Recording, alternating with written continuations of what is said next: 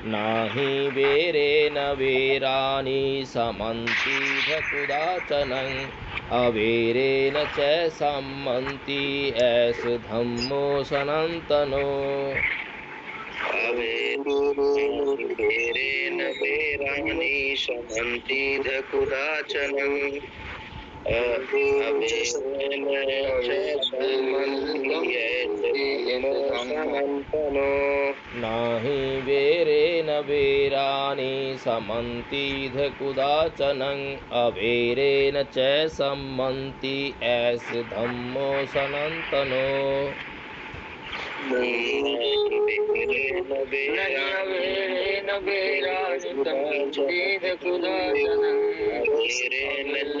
सम्मन्ति ऐस धम्मो सनातनो।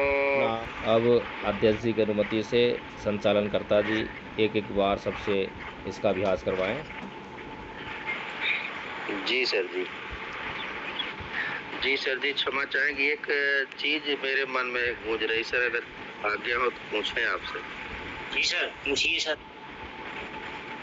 जी जी सर जी सर जी सर जी से जी सर, जैसे बाबा साहब इस जो पद का जो अर्थ है, बाबा साहब के उस कथन में कि अन्याय सहना सबसे बड़ा जुर्म है। जी, अत्याचार करने वाले से ज़्यादा गुनहगार जो है अत्याचार सहने वाला होता है, ये बाबा साहब का कथन है और बिल्कुल ठीक है। तो इसमें जो है यही कहा गया है कि नाहि वेरेन वेराणि समन्तित गुदाचनं अवेरेन च समन्ति ऐस धम्मो सनातनो, यानी कि वैर से कभी वैर शांत नहीं होता।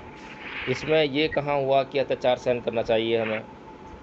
अत्याचार कोई कर रहा है और हमने उसका विरोध नहीं किया और सहन करते गए, तो वो भी तो अत्याचार हुआ, वो भी तो अपने पर अत्याचार हो गया ना। तो हमें जो है वैर नहीं रखना कि हम पर किसी ने अत्याचार किया, अब उससे हमने वैर कर लिया, तो हम उसको कभी शांत नहीं कर सकते। यदि अत्याचारी का, आप देखिए बाबा साहब का पूरा जीवन, बाबा साहब के ऊपर जिन जिन लोगों ने अत्याचार किया, क्या उन लोगों से बाबा साहब ने बैर भाव रखा?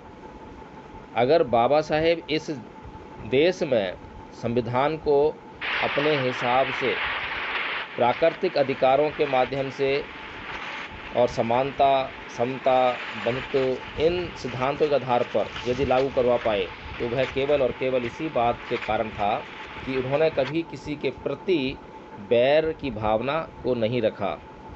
तो वैर से कभी वैर शांत नहीं हो सकता। आज भी हम देखते हैं जैसे कि भीम आर्मी है, तो एक वीडियो बनाया है, आज पब्लिश होगा वो जो है, तो उसको देखेंगे आप कि पीछे जो है उपेंद्र राणा नाम के राजपूत और महक सिंह नाम के व्यक्ति के दोनों के बीच में जो है काफ़ी गर्मा गर्म बहस हुई, गाली गलौज हुई। तो ये जो बातें हैं कि वैर से वैर को शांत करने का प्रयास कर रहे हैं। एक आदमी ने अपनी मूँछों का ताप दिया, अब उसका क्या मतलब है? मूँछों का ताप देने का मतलब ये है कि वह सर्वश्रेष्ठ है, वह ऊंचा है, दूसरा नीचा है। जब हम अपने आप को ऊंचा कहते हैं तो दूसरा आदमी अपने आप नीचे आता है। दूसरे के नीचा हुए बगैर हम ऊंचा कैसे हो सकते हैं? तो ये तो हमारे महापुरुषों के सिद्धांत के विरुद्ध में है। तो इसीलिए जो है, हम अगर किसी को शांत करना चाहते हैं, अत्याचारी है, अत्याचार कर रहा है, ठीक है, तुरंत प्रभाव से अगर हमें उसे रोकना है तो थोड़ी सी हमें हिंसा करनी पड़ेगी। तो हिंसा के ज़रिए उसको रोक सकते हैं, यहाँ तक तो उचित है। जहाँ तक आप अपने डिफेंस में हिंसा का प्रयोग करते हैं, वहाँ तक कोई अनुचित बात नहीं है, वह उचित ही उचित है। लेकिन उसको अगर सुधारना है तो हम उसकी हिंसा का जवाब हिंसा से देकर उसको कभी भी सुधार नहीं सकते।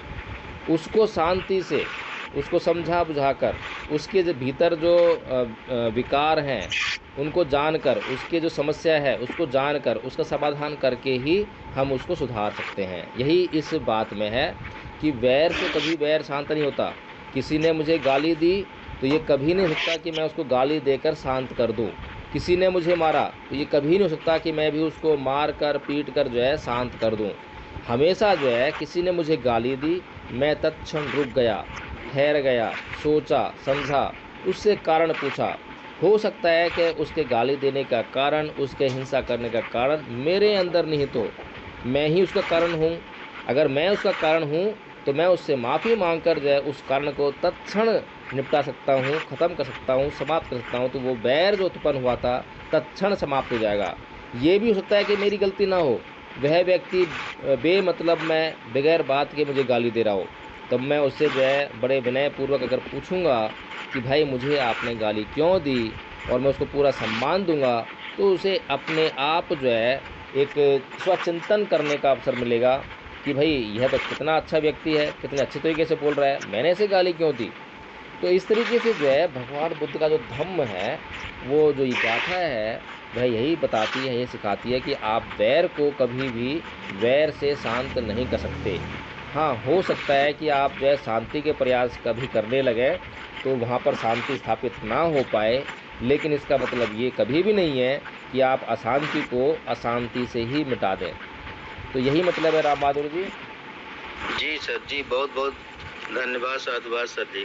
तो